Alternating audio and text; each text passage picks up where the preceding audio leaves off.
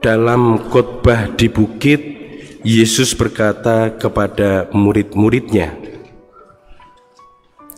saudara-saudari yang terkasih, dari bagian pengantar ini kemudian kita langsung teringat bahwa bacaan hari ini merupakan kelanjutan bacaan pada minggu lalu.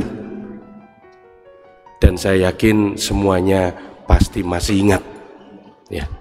Pasti semuanya masih ingat. Harus positive thinking kan ya, percaya ya. Saya percaya semuanya masih ingat bahwa pada minggu lalu bacaannya itu tentang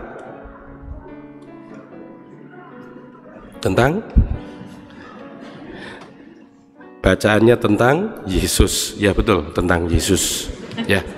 Bacaannya tentang Yesus yang juga mengajar di bukit. Nah, ingat kan? Ingat pasti.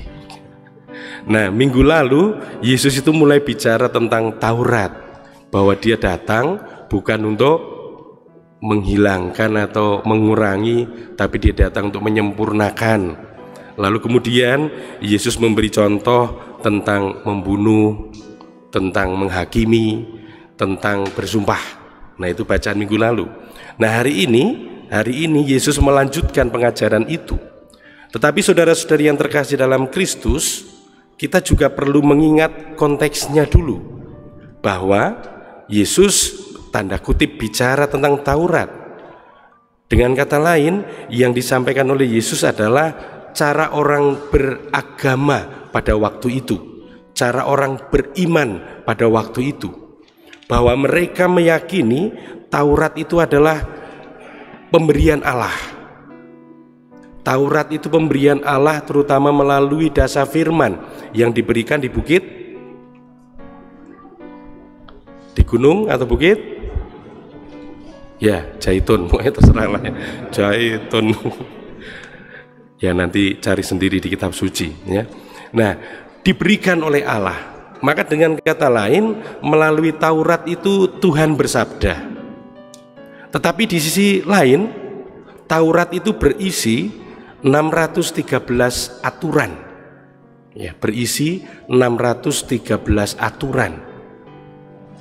358 itu larangan, perintah. Sedangkan larangan pokoknya nanti cari sendiri ya. Larangan, saya lupa juga saya. Larangan. Lalu 235 itu yang perintahnya. Nah, hidup beragama kemudian diartikan menaati aturan atau menaati perintah dan menjauhi larangan. Maka kita mengenal istilah takwa dalam bahasa Indonesia. Hidup beriman atau hidup beragama itu ada kemudian yang melaksanakannya dalam konteks takwa ini, hanya melakukan perintah, menjauhi larangan.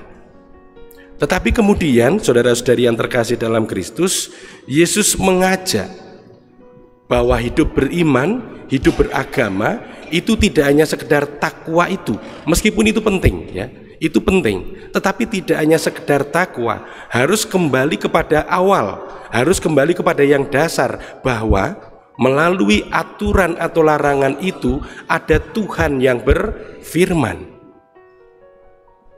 Takwa itu harus menuntun orang untuk bisa sampai kepada pengenalan akan Allah itu sendiri. Tidak cukup berhenti pada takwanya saja. Oleh karena itu, saudara-saudara yang terkasih, Yesus memberikan beberapa contoh minggu lalu yang sudah saya sebut tadi. Lalu kemudian hari ini pun Yesus juga memberi contoh bahwa di balik aturan itu ada suatu nilai dasar yang dikehendaki oleh Allah. Misalnya ya, yang lalu tentang sumpah misalnya. Kenapa dikatakan jangan bersumpah? Karena Yesus mengatakan seringkali sumpah itu digunakan hanya untuk memanipulasi orang, memanipulasi yang lain, tetapi orang lain tuh mau tidak mau terima. Karena apa? Namanya sumpah itu pasti melibatkan unsur yang dari atas. Nah, bersumpah malah bukan menjadi yang baik, malah menjadi sesuatu yang jahat akhirnya, karena hanya digunakan untuk memanipulasi atau menipu orang lain. Lalu hari ini Yesus memberi contoh lagi. Tadi dikatakan mata ganti mata, gigi ganti gigi. Ini bukan soal balas membalas, bukan. Tapi dulu memang ada konteksnya. Konteksnya gini dalam kitab Ulangan. Nanti cari sendiri dalam kitab Ulangan. Di sana digambarkan kalau ada dua orang sedang berantem, istilahnya bertengkar begitu, lalu salah satunya nubruk perempuan yang sedang hamil, ada beberapa konsekuensi. Misalnya wanita yang hamil itu tidak apa-apa, maka dendanya menurut permintaan suami. Suaminya itu minta denda berapa. Tetapi kemudian kalau sampai wanita itu yang ditubruk itu keguguran, anaknya meninggal atau bahkan orangnya meninggal, maka dikatakan nyawa ganti nyawa, gigi ganti gigi. Tapi kan kita nggak mau kan ya, giginya copot diganti giginya orang, ini kan nggak mau kan ya. Bukan seperti itu.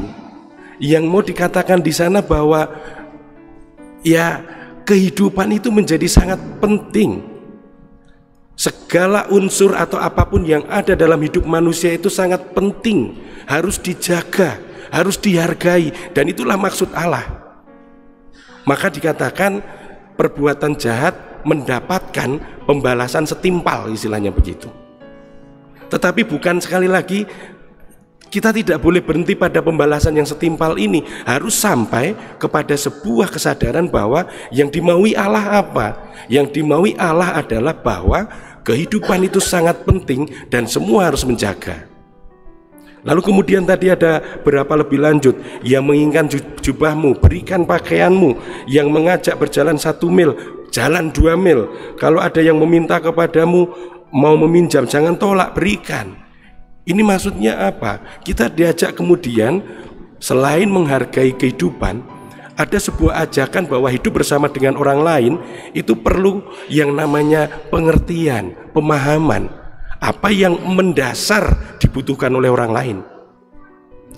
Bahwa orang lain itu ketika meminjam pasti karena butuh.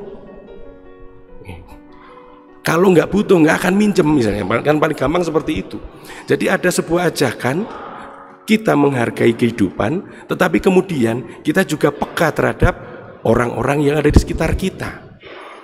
Lalu kemudian tadi juga dikatakan, kasihlah sama manusia dan bencilah musuhmu. Tetapi Yesus mengatakan, kasihilah musuhmu dan berdoalah bagi mereka yang menganiaya kamu.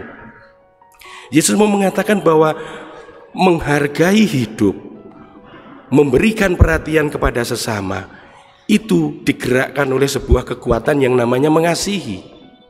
Mengasihi itu bukan sekedar tidak membenci ya.